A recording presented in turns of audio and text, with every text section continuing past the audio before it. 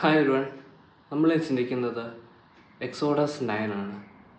പുറപ്പാട് 9 അധ്യായം. അവിടെ ദൈവം പിന്നീടും അടുത്ത ചില ബാധകളെ കൊണ്ടുവരുന്നതായിട്ട് നമ്മൾ കാണുന്നുണ്ട്. ആദ്യമായിട്ട് തന്നെ ദൈവം അവിടെ അവരുടെ കന്നുകാലികളെ കൊല്ലുന്നതായിട്ടാണ് നമ്മളവിടെ കാണുന്നത്. അത് മോശ ഫറവോനോട് പിന്നെയും താൻ അഭ്യർത്ഥിക്കുകയാണ്, താൻ ആവശ്യപ്പെടുകയാണ് ഇസ്രായേൽ മക്കളെ പുറത്ത് വിടുവാനായിട്ട്. താൻ സമ്മതിക്കത്തില്ലെങ്കിൽ ഇതുപോലെ ലൈഫ് സ്റ്റോക്സ് മരിക്കും എന്നുള്ള ഒരു കാര്യം പറഞ്ഞ്, ചത്തുപോകുന്നൊരു കാര്യം പറഞ്ഞ് ഫറവോൻ അത് അനുവദിച്ചില്ല. അതുകൊണ്ട് തന്നെ അവിടുത്തെ കന്നുകാലികളൊക്കെയും ചാകുവാനായിട്ട് ഇടയായി തീർന്നുവെന്ന് നമ്മളവിടെ കാണുന്നുണ്ട്. കന്നുകാലികൾ എന്ന് പറയുമ്പോൾ ഇസ്രായേൽ മക്കളും കന്നുകാലികളുണ്ടായിരുന്നു, ഈ മിസ്രൈമ്യർക്കും കന്നുകാലികളാണ്. പക്ഷെ മിസ്രൈമ്യരുടെ കന്നുകാലികൾ ഒക്കെയും ചത്തുപോകാനായിട്ട് ഇടയായി തീർന്നു. ഇസ്രായേൽ മക്കളുടെ കന്നുകാലികൾക്കൊന്നും ഉണ്ടാകാതെ ഇരിക്കാനിടയായി തീർന്നു. എന്നിട്ടും ഫറവോൻ്റെ ഹൃദയം സമ്മതിച്ചില്ല. ഫറവോൻ്റെ ഹൃദയം പിന്നെയും കഠിനപ്പെട്ടുകൊണ്ടിരുന്നു. അതിനുശേഷം പിന്നീട് അവർക്കെല്ലാവർക്കും ശരീരത്ത് പുണ്ണ് വരാൻ തുടങ്ങി, പുണ്ണ് വരാനായിട്ട് തുടങ്ങി. അപ്പോഴും അവരുടെ എല്ലാവരുടെയും ശരീരത്തിൽ പുണ്ണായി. ഇസ്രായേൽ മക്കളുടെ മാത്രം ശരീരത്തിൽ പുണ്ണ് വന്നിട്ടില്ല. മിസ്രൈമിലുള്ളവർക്കൊക്കെയും അത് പുണ്ണ് വരാനായിട്ട് ഇടയായി തീർന്നു. മന്ത്രവാദികൾക്കും പുണ്ണ് വന്നിട്ട് അവർക്ക് ഫറവോൻ്റെ അടുത്ത് നിൽക്കുവാൻ പറ്റാത്ത രീതിയിലൊക്കെ അവർക്കും അവരുടെ അവസ്ഥ അങ്ങനെ ആയിത്തീർന്നു. അവരുടെ ശരീരത്തും ആ ഒരു പുണ്ണുണ്ടാകുവാനായിട്ട് ഇടയായി തീർന്നു എന്ന് നമ്മൾ കാണുന്നുണ്ട്.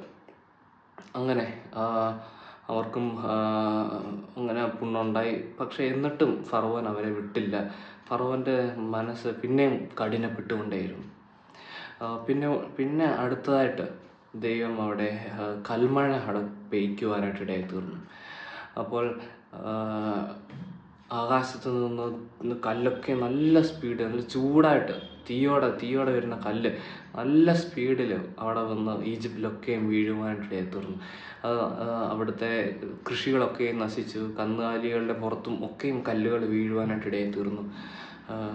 ചില ഫറവോൻ്റെ ഭൃത്യന്മാർ മോശ ചെയ്ത മിറക്കിൾസിനെയൊക്കെ വിശ്വസിച്ചിരുന്നതുകൊണ്ട് അവരൊക്കെ അവരുടെ കന്നുകാലികളൊക്കെ മാറ്റി പാർപ്പിച്ചു വെച്ചു. പക്ഷേ ഇതിലൊന്നും വിശ്വസിക്കാതിരുന്ന ഭൃത്യന്മാർ അവരവരുടെ കന്നുകാലികളൊക്കെ പുറത്ത് തന്നെ ഫീൽഡിൽ തന്നെ ഇടുവാനിടയായി തീർന്നു. അങ്ങനെ അവിടെ നിന്നതിന് എല്ലാത്തിൻ്റെ മുകളിലേക്ക് കല്ലും എല്ലാം വീണ് കൃഷികളും നശിച്ചു, കന്നുകാലികൾ കുറച്ചൊക്കെ ചത്തുപോയി. അങ്ങനെ അവിടെയൊക്കെ അങ്ങനെ ആകാൻ തുടങ്ങി കഴിഞ്ഞപ്പം ഫറവോൻ പറഞ്ഞു, ഓക്കെ ഞങ്ങളന്ന് ഇവിടെ എല്ലാം വിടാമെന്ന് പറഞ്ഞു. അങ്ങനെ വിടാമെന്ന് പറഞ്ഞു. പക്ഷേ എന്നിട്ടും പിന്നെയും താൻ തൻ്റെ മനസ്സ് മാറ്റുവാനായിട്ട് ഇടയായി തീർന്നു എന്നാണ് നമ്മളിവിടെ കാണുന്നത്.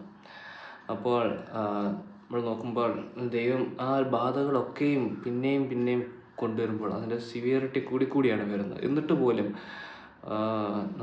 ഫറവോൻ്റെ മനസ്സിലുള്ള ആ ഒരു കാഠിന്യത അതും കൂടി തന്നെയാണ് വരുന്നത്.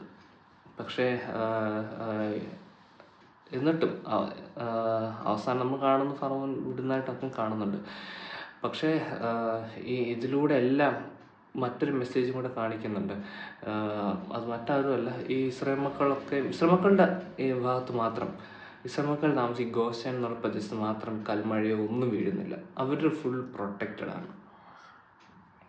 അപ്പോൾ മനസ്സിലാക്കാൻ സാധിക്കും ദൈവം അവരെ രക്ഷിക്കുവാണ്ട്, ഇസ്രായേൽ മക്കളെ രക്ഷിക്കാണ്ട് ഭയങ്കര കമ്മിറ്റഡ് ആണെന്നുള്ളൊരു കാര്യം നമ്മൾക്കവിടെ കാണുവാൻ സാധിക്കുന്നുണ്ട്. കാരണം ദൈവം മറ്റവരുടെ മുകളിലെല്ലാം ആ ഒരു ന്യായവിധി അവിടെ കൊടുക്കുമ്പോൾ ഇസ്രായേൽ മക്കളുടെ മുകളിൽ അവരെ പ്രൊട്ടക്റ്റ് ചെയ്യുന്നതായിട്ടാണ് നമ്മൾ കാണുന്നത്. അവർക്കും അത് മെയിൻ കാരണം ഈ കാര്യങ്ങളൊക്കെ സംഭവിക്കുമ്പോഴും അവർക്കൊരു വിശ്വാസം ഉണ്ടായിരുന്നു, അവരുടെ ദൈവം അവരെ രക്ഷിക്കുമെന്നുള്ളൊരു വിശ്വാസം ഉണ്ടായിരുന്നു. പ്രത്യേകിച്ചും മോശ കാണിച്ച സയൻസ് എല്ലാം കണ്ടപ്പോൾ അവർക്കൊരു വിശ്വാസം ഉണ്ടായിരുന്നു. പക്ഷെ നമ്മൾ മനസ്സിലാക്കേണ്ട കാര്യം എന്നുള്ളത്, നമ്മൾ ഏത് അവസ്ഥയിലാണെങ്കിൽ കൂടി ദൈവം നമ്മളെ ആ ഒരവസ്ഥയിൽ കിടന്ന് സഫർ ചെയ്യാനായിട്ട് ദൈവം നമ്മളെ എന്നേക്കായിട്ട് കിടന്ന് സഫർ ചെയ്യാണ്ട് ദൈവം നമ്മളെ ആഗ്രഹിക്കുന്നില്ല. നമ്മൾ പല പരിശോധനകൾ നമ്മുടെ ജീവിതത്തിൽ വരുമ്പോൾ നമ്മൾക്ക് ചില കഷ്ടപ്പാടുകൾ വരും, ബുദ്ധിമുട്ടുകളൊക്കെ വരും.